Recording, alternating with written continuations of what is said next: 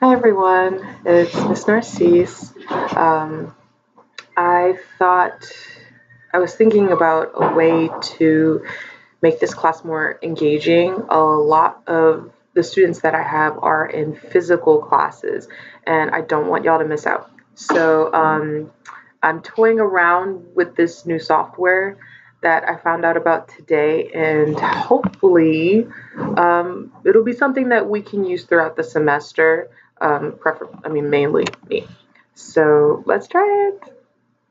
Um, you should have already turned in Unit 1, the tab that says Start Here, Introductory Speech, giving us a little bit of information about yourself, along with answering, 3 out of those 10 questions. I haven't gotten a chance to look at them all and meet y'all yet, but you should have already received credit for that if you submitted it on time. For those of you that didn't submit it at all or didn't submit on time, get your stuff together, okay? The next unit that we're going to have is front loaded with tons of chapters and a lot of assignments. Okay, so get those lateness jitters out because remember, we have set deadlines for everything. That's the only way this class is going to work. So I need you to turn your stuff in on time, preferably early. The earlier you turn it in, the faster I'm able to grade it. So think about it that way. Um, let's take a look at your next unit. So bear with me with this new technology. I hope it works. Hmm.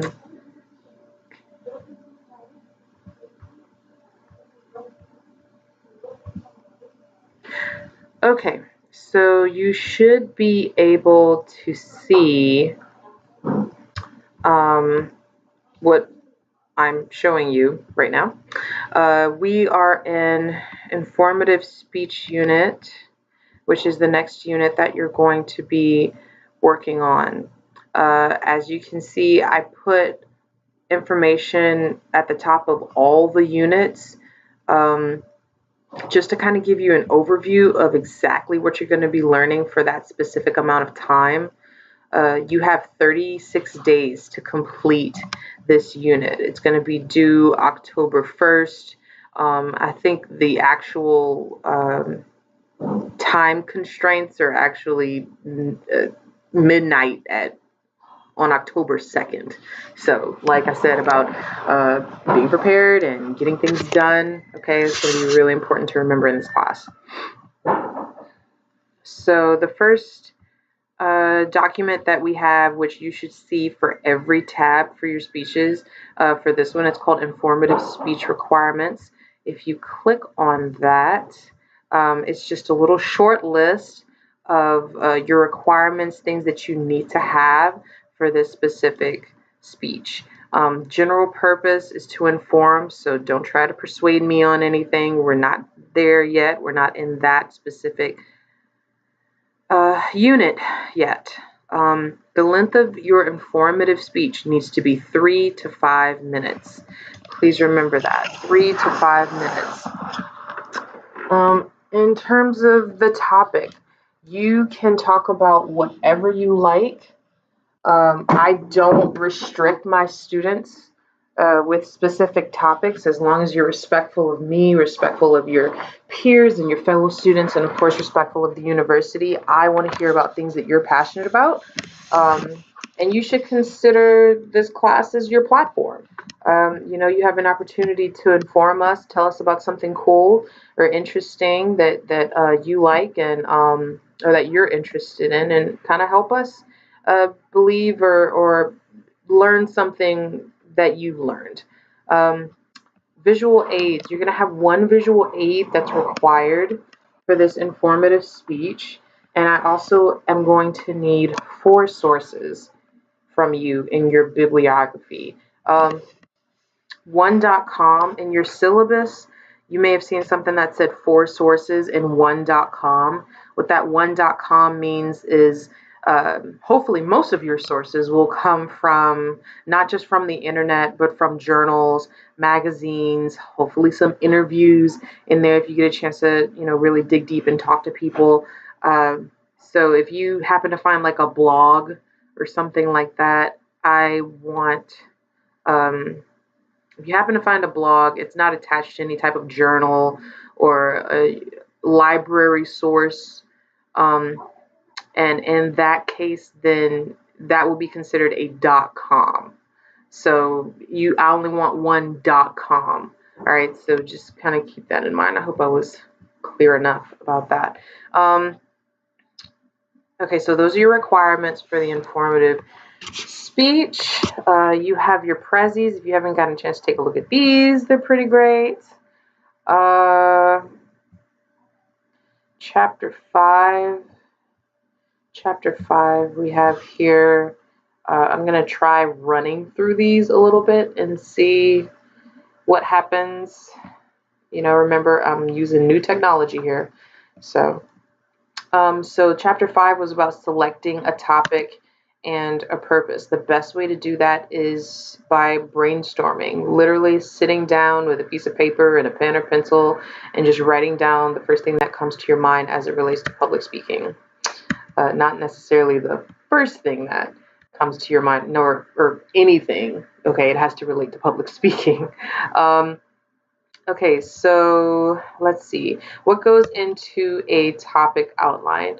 Your topic outline is going to be the start of your full outline for this class. We're actually going to progress. So you're going to start with a topic outline, then we're going to move to a preparation outline throughout the class.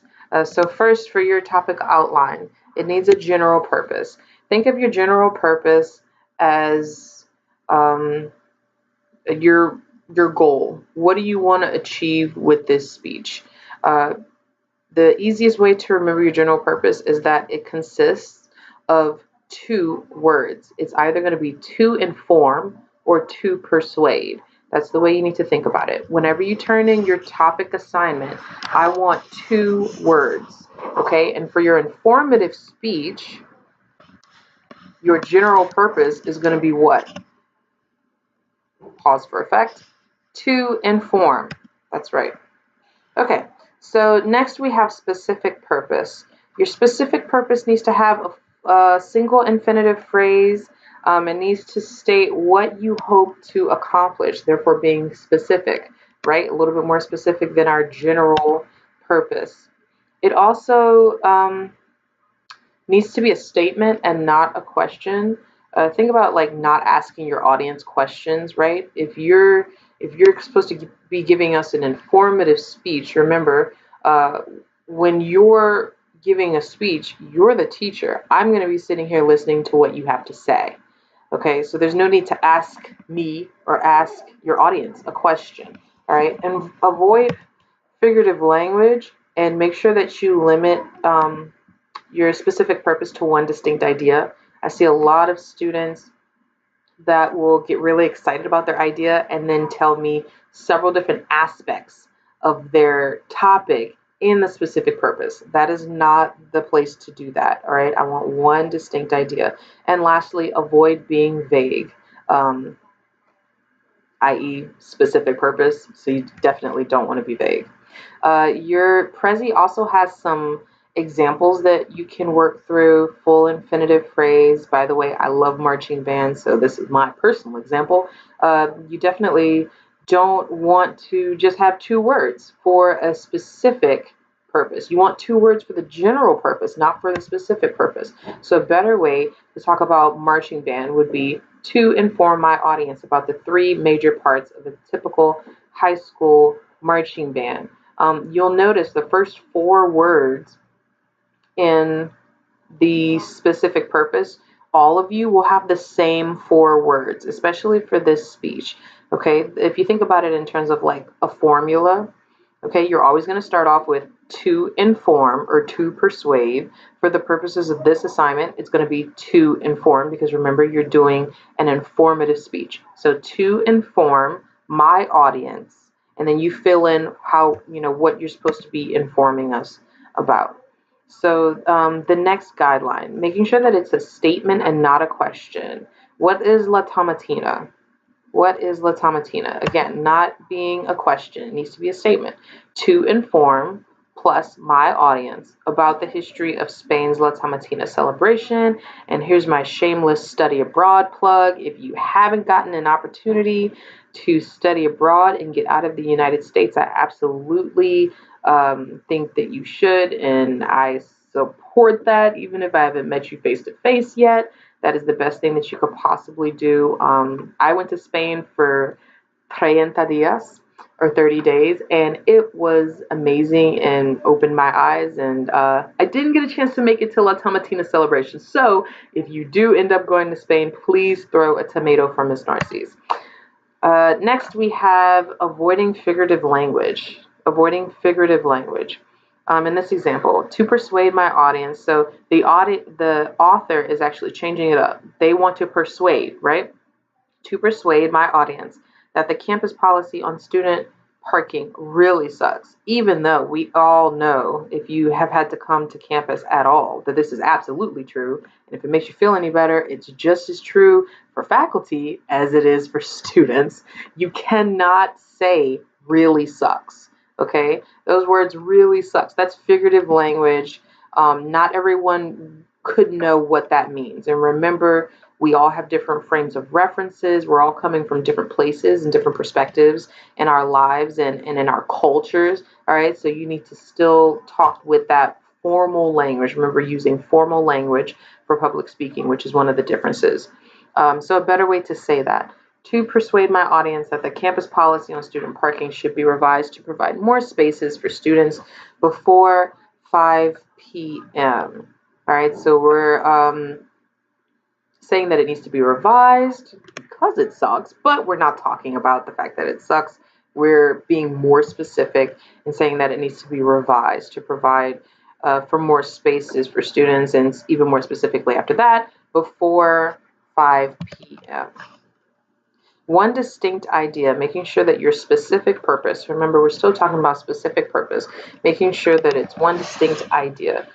In this example, to persuade my audience to become organ donors and to volunteer at local animal rescue shelters. If you read this too fast, it actually sounds like, or it might sound like the author wants you to donate your organs to a local animal rescue shelter. All right, I don't want to do that, so I don't know. Y'all want to do that, but I don't want to do that. Better way to put together that specific purpose would be to actually split those two ideas, because remember, you need one distinct idea, not two. All right. And lastly, avoid being vague. So in this example, to persuade my audience that something should be done about unsafe school buses. Well, what should be done? Oh, I don't know. Right. Okay. That's why you need to make sure that you're not vague. Something is incredibly vague and abstract. A better way to say that, to persuade my audience that the federal government should impose stronger safety standards for school buses in the United States. So we are saying that someone needs to be responsible for this. Who should be responsible? The federal government. They need to impose stronger safety standards for school buses everywhere in the entire world? No, just in the United States, right?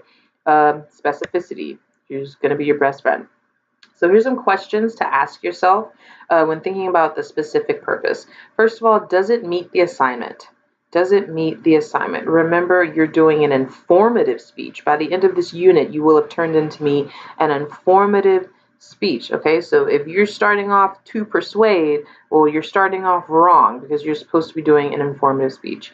Accomplished in the time allotted. Remember that you're going to have 3 to 5 minutes to teach us something. Okay, teach us about something, teach us how to do something. All right, keep that in mind. If you don't think that you can accomplish that in 3 to 5 minutes, then you need to pick another topic.